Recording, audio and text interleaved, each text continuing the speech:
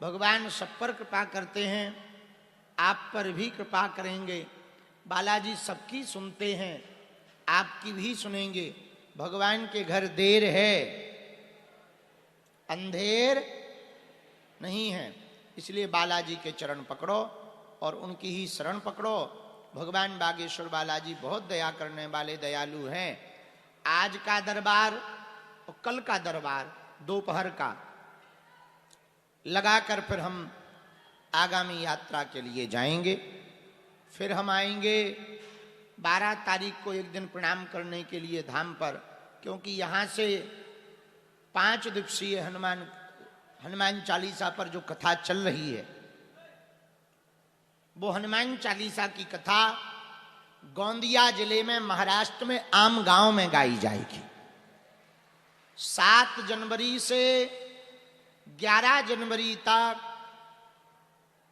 दोपहर 3 बजे से हरि इच्छा तक आम गांव गोंदिया महाराष्ट्र में हनुमान चालीसा में राम कथा सुनाई जाएगी। हनुमान चालीसा मई राम कथा सुनाई जाएगी। और वहाँ के जो हमारे यजमान हैं श्री देवेश ईश्वरदान जी असाटी जी, उनका पूरा परिवार इस कथा का भव्य दिव्य आयोजन करवा रहे हैं।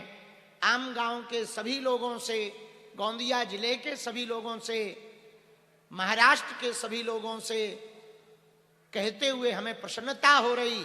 7 जनवरी से 11 जनवरी तक आप पहुंचो आम गांव महाराष्ट्र, हो करो भव्य दिव्य तैयारी, क्योंकि वहां पर आ रहे हैं मुगदरधारी।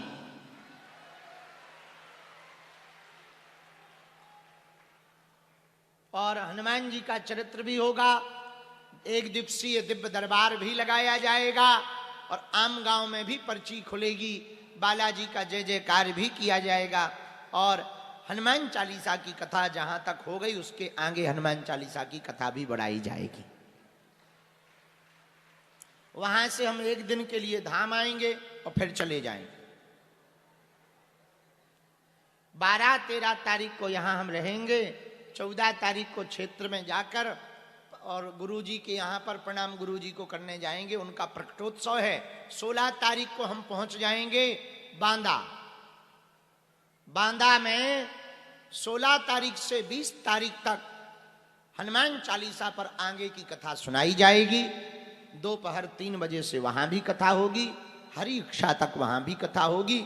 बांदा में भी बहुत भव्य मेला लगने वाला है, क्योंकि यहां से बागेश्वर धाम से मात्र 2.5 घंटे की दूरी पर है, नजदीक है, ज्यादा दूरी नहीं है भाई, बहुत पास में। तो वहां पर कथा होगी 20 तारीख तक। वहां से फिर वहीं से हम चले जाएंगे राजस्थान। राजस्थान में एक जगह है कोटा, कोटा में एक जगह है रामगंज मंडी, वहां भी 3 दिन की हनुमान कथा करने के लिए जाएंगे। वहां 3 दिन की 23, 24 और 25 को वहां रामगंज मंडी में कथा सुनाएंगे। वहां से फिर उड़ेंगे चीलगाड़ी से, जाएंगे सीधा बंबई। बंबई में सनातन मठ है, वहां कन्या विवाह का निमंत्रण देंगे। 15 फरवरी का 300 बेटियों का कन्या विवाह का निमंत्रण देके मठ में बैठे बालाजी को प्रणाम करके सीधा बागेश्वर धाम आ जाएंगे जनवरी के अंत में। फिर कहीं नहीं जाएंगे 16 फरवरी तक, यहीं रहकर तैयारियां, व्यवस्था, दरबार, अर्जी, पुरानी पेशी, हनुमान चालीसा हवन। और इस वर्ष भी 14 फरवरी को 5000 हनुमान जी के कृपा भाज्य शिष्यों को सन्यासी बाबा की साधना दी जाएगी।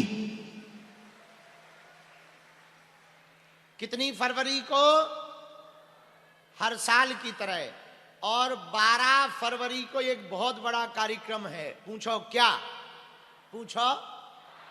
1.25 लाख हनुमान चालीसा का पाठ एक साथ करवाया जाएगा। 1.25 लाख एक साथ 12 फरवरी को।